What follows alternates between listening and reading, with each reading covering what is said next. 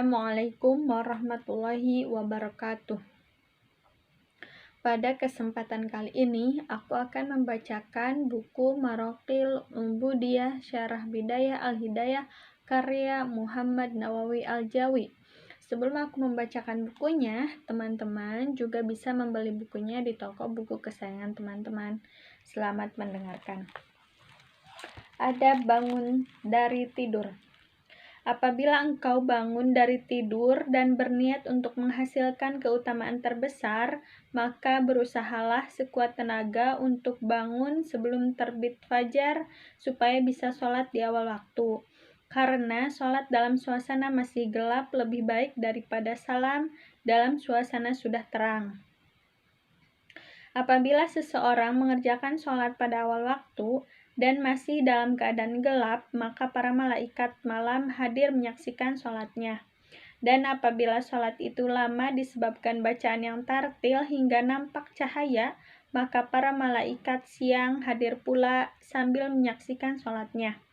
Juga apabila seseorang mengerjakan sholat sejak awal waktu dengan bacaan yang panjang, maka di tengah-tengah bacaan tersebut alam berubah dari gelap menjadi terang. Kegelapan itu sesuai dengan kehidupan, kematian, dan ketidakadaan. Sedangkan cahaya itu sesuai dengan kehidupan wujud. Maka ketika manusia bangun dari tidurnya, seakan-akan ia berpindah dari kematian menuju kehidupan, dan dari tidak ada menjadi ada, dan dari diam menjadi bergerak. Keadaan yang menakjubkan ini menunjukkan kepada akal bahwa tidak ada yang dapat melakukan perubahan ini kecuali Al-Khaliq dengan hikmah.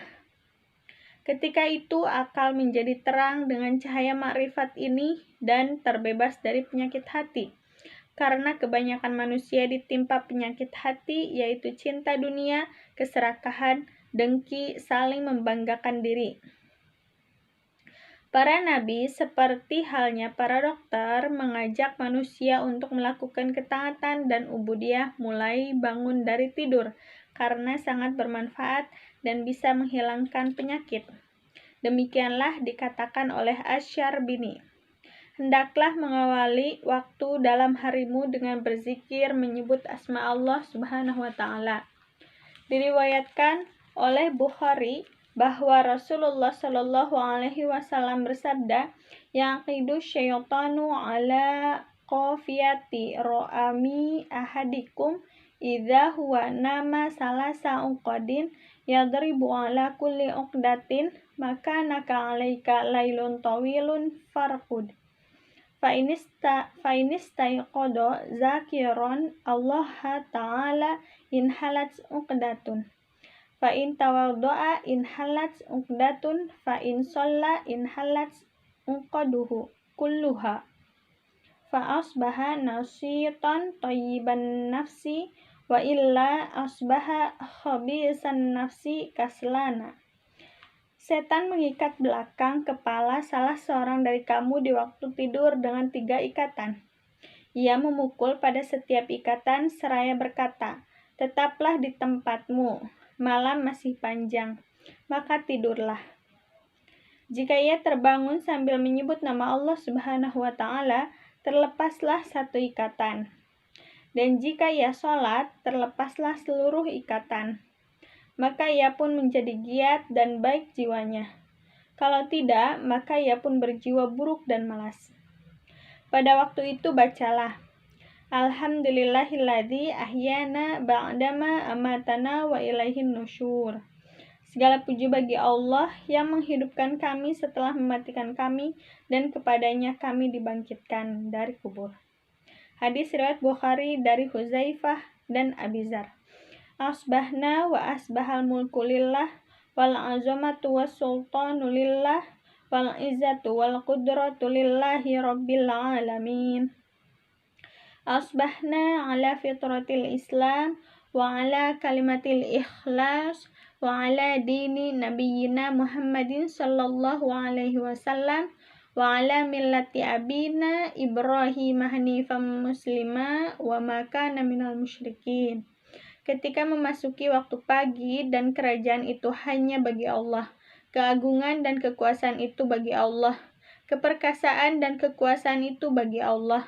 Keperkasaan dan kekuasaan itu bagi Allah, Tuhan sekalian alam. Di waktu pagi kami berada di atas agama Islam yang benar dan kalimat ikhlas atau syahadat, dan di atas agama Nabi Muhammad SAW serta agama bapa kita Ibrahim yang lurus sebagai orang muslim dan bukanlah ia termasuk orang-orang musyrik. Zikir ini diriwayatkan oleh Imam Ahmad. Allahumma bika asbahna wa bika amsayna wa bika nahya wa bika namutu wa ilaikan nusyur. Allahumma inna nas'aluka an tab'asana fi hadzal yaum ila kulli khairin wa na'udzubika an najtariha fihi su'an aw najurrahu ila muslim aw yajurrahu ahadun ilaina. Nas'aluka khaira hadzal yaum wa khaira ma fihi wa na'udzubika min syarri hadzal yaum wa syarri ma fihi.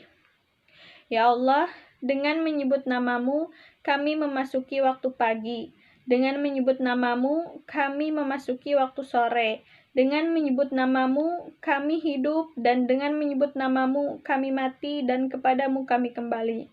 Ya Allah, kami mohon kepadamu agar mengarahkan kami pada hari ini kepada setiap kebaikan, dan kami berlindung kepadamu agar kami tidak berbuat kejahatan atau menimpakannya kepada seorang muslim atau seseorang menimpakannya kepada kami. Kami mohon kepadamu kebaikan hari ini dan kebaikan segala yang ada di dalamnya, dan berlindung kepadamu dari keburukan hari ini dan keburukan segala yang ada di dalamnya. Diriwayatkan dari Abi Hurairah dan dari Nabi SAW, beliau bersabda, "Idza stayaqaza ahadukum falyaqul alhamdulillahilladzi radda alayya ruhi wa afani fi jasadi wa adzinali bidzikrihi." Apabila seseorang dari kamu bangun, hendaklah ia mengucapkan, "Segala puji bagi Allah yang mengembalikan ruhku kepadaku dan menyehatkan aku dalam tubuhku, serta mengizinkan aku menyebut namanya." Dari Abi Hurairah berkata, Rasulullah SAW bersabda, "Ma min rajulin yantabihu min naumihi fayaqulu alhamdulillahilladzi khalaqan nauma wal yaqazah. Alhamdulillahilladzi ya'asani saliman sawiyan. Asyhadu annallaha yuhyil mauta wa huwa ala kulli syai'in qadir. Illa qala Allahu ta'ala sadaqa abdi." Tidaklah seseorang bangun dari tidurnya lalu mengucapkan, "Segala puji bagi Allah yang menciptakan tidur dan jaga. Segala puji bagi Allah yang membangkitkan aku dalam keadaan selamat dan sempurna. Aku bersaksi bahwa Allah menghidupkan orang mati dan Dia Maha Kuasa atas segala sesuatu." Kemudian Allah Subhanahu wa Ta'ala berkata, "Benarlah hambaku." Dari Aisyah radhiyallahu anha bahwa Rasulullah SAW apabila bangun di waktu malam, beliau mengucapkan, "La ilaha illa anta subhanakallahumma astaghfiruka li dzambi wa as'aluka rahmatik. Allahumma zidni ilman wa la tuzigh qalbi ba'da idh hadaitani wa habli min ladunka rahmatan innaka antal wahhab."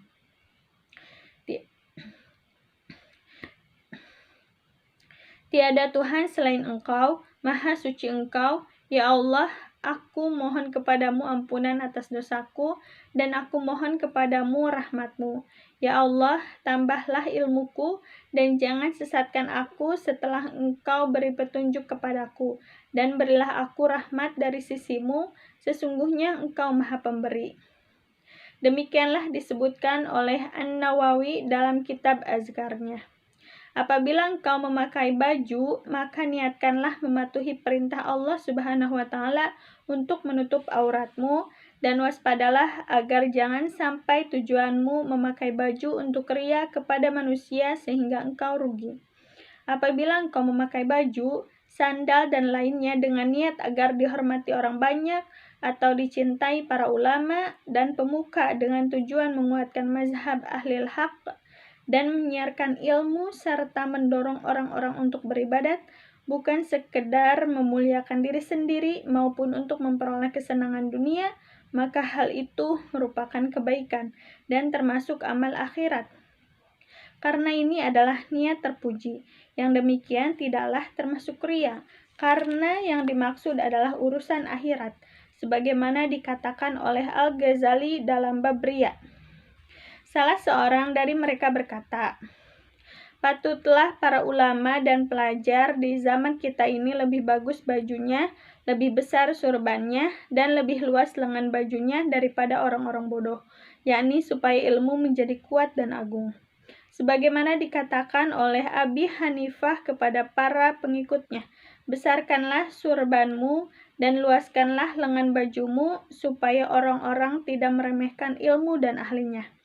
Dari Sa'id bin Malik bin Sinan bahwa Nabi Shallallahu Alaihi Wasallam apabila memakai baju kamis, rida atau selendang atau imamah atau surban, beliau mengucapkan, Allahumma inni as'aluka min khairihi wa khairi ma huwa lahu wa a'udzubika min syarrihi wa syarri ma huwa lahu. Ya Allah, aku mohon kepadamu dari kebaikannya dan kebaikan pemakainya.